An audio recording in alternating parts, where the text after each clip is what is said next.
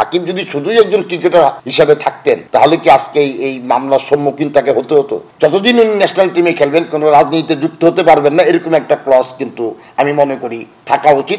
মিথ্যা কোনো মামলা দিয়ে কোনো ক্রিকেটারকে জড়িয়ে ফেলানো এটাও কিন্তু কাম্য না। একটা জাতীয় ক্রিকেটার, তার জন্য কেন হবে? খেলা থাকা অবস্থায় কেন তিনি রাজনীতিতে জড়াবেন? সাকিব আমাদের কিন্তু চ্যাম্পিয়ন ক্রিকেটার। আপনি যদি ক্রিকেটটাকে শুধু দেখেন তাহলে সে আমাদের চ্যাম্পিয়ন ক্রিকেটার। ক্রিকেটের অন দ্য ফিল্ড ওর কিন্তু কোনো বিকল্প নাই। অফ দ্য ফিল্ডে অনেক বিতর্ক আছে ওকে নিয়ে, অনেক ধরনের সমালোচনা আছে। তার মধ্যে এই ন্যাশনাল টিমের প্লেয়ার থাকা অবস্থায় রাজনীতিতে যুক্ত হওয়া, এমপি হওয়া, এই জিনিসগুলো নিয়েও কিন্তু অনেক সমালোচনা হয়েছে। সুতরাং যখন আপনি খেলোয়াড় থাকা অবস্থায় রাজনীতিতে জড়াবেন তখন রাজনীতির কিছু কিন্তু ব্যাপার স্যাপার থাকে। এইসব মামলা হামলা এসব কিন্তু রাজনীতির অংশ, এটা কিন্তু খেলাধুলার অংশ না। আপনি সাকিব যদি শুধুই একজন ক্রিকেটার হিসাবে থাকতেন তাহলে কি আজকে এই মামলার সম্মুখীন তাকে হতে হতো?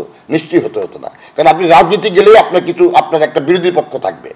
আপনি তো সব দলকে রিপ্রেজেন্ট করছেন না, আপনি যে কোনো একটা পার্টিকুলার রাজনৈতিক দলকে রিপ্রেজেন্ট করবেন। সুতরাং বাকিরা কিন্তু আপনার প্রতিপক্ষ হিসেবে দাঁড়িয়ে যাবে, আপনাকে বিভিন্নভাবে হেনস্থ করার চেষ্টা করবে, যেটা আমরা সবসময় দেখে আসছি। সুতরাং সেই রিস্কটা কিন্তু সাকিব নিয়েই কিন্তু উনি এমপি হয়েছেন। তো আমি মনে করি এই দায়ভারটা সম্পূর্ণ তার। তবে আমি এটাও আশা করি যে কোনো একজন খেলোয়াড়ি ব্যাপারে তার যদি রাজনীতিতে উনি এসছেন কিন্তু খুব বেশি দিন হয় নাই, কয়েক মাস, মিথ্যা কোনো মামলা দিয়ে কোনো ক্রিকেটারকে জড়িয়ে ফেলানো এটাও কিন্তু কাম্য না। আমরা যদি সে সত্যি কোনো অপরাধ করে থাকে, যেমন শেয়ার বাজার স্ক্যাম এবং অন্যান্য কিছুতে কিন্তু তার নাম এসছে, এবং সেটা উনি এমপি থাকার আগেও এসছে কিন্তু। সুতরাং ওইসব ব্যাপারে যদি কোনো তার বিরুদ্ধে অভিযোগ থাকে সেটা নিয়ে মামলা হতে পারে। কিন্তু এই হত্যা মামলা এটা আদৌ কতখানি যুক্তিযুক্ত মামলা হয়েছে সেটা সময় বলে দিবে, এটা আদালতের বিষয়, সে বিষয়ে আমি মন্তব্য করতে চাই না। আর একটা জিনিস, বিসিবির যে খেলোয়াড়দের জন্য, স্পেশালি ন্যাশনাল টিমের খেলোয়াড়দের জন্য কিন্তু কিছু রুলস অ্যান্ড রেগুলেশনস আছে। এটা যে নাই তা কিন্তু না, এটা কিন্তু অনেক আগে থেকেই বোর্ডে আছে। ন্যাশনাল টিমের প্লেয়াররা কী করতে পারবেন কী করতে পারবেন না পরিষ্কারভাবে সেটা বলা আছে। এখন আপনি যদি সেটা না মানেন, সেটা না মানার জন্য আপনাকে যদি শাস্তি না দেওয়া হয় তাহলে তো আপনি বারবার সেটা ভঙ্গ করবেন।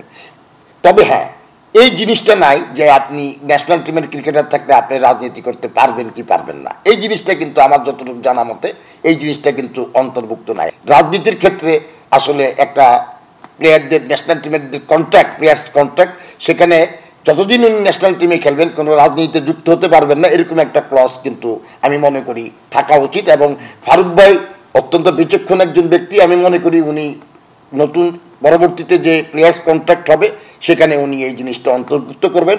এবং এটা কিন্তু সাধারণ মানুষের চাওয়া, সাধারণ যারা ক্রিকেট প্রেমী তারা কেউই কিন্তু জিনিসটা পছন্দ করে নাই।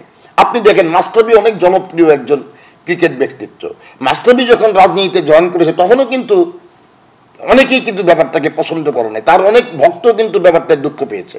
এবং অনেককে আমি মন্তব্য করতে দেখেছি যে আজকে থেকে তো আপনি একটা বিরোধী পক্ষ দাঁড় করিয়ে দিলেন, এতদিন সবাই আপনার ফরে ছিল কিন্তু আজকে থেকে আপনার এগেনস্টে একটা দল দাঁড়িয়ে গেল। তো এই জিনিসগুলো একটা জাতীয় ক্রিকেটার তার জন্য কেন হবে? খেলা থাকা অবস্থায় কেন তিনি রাজনীতিতে জড়াবেন?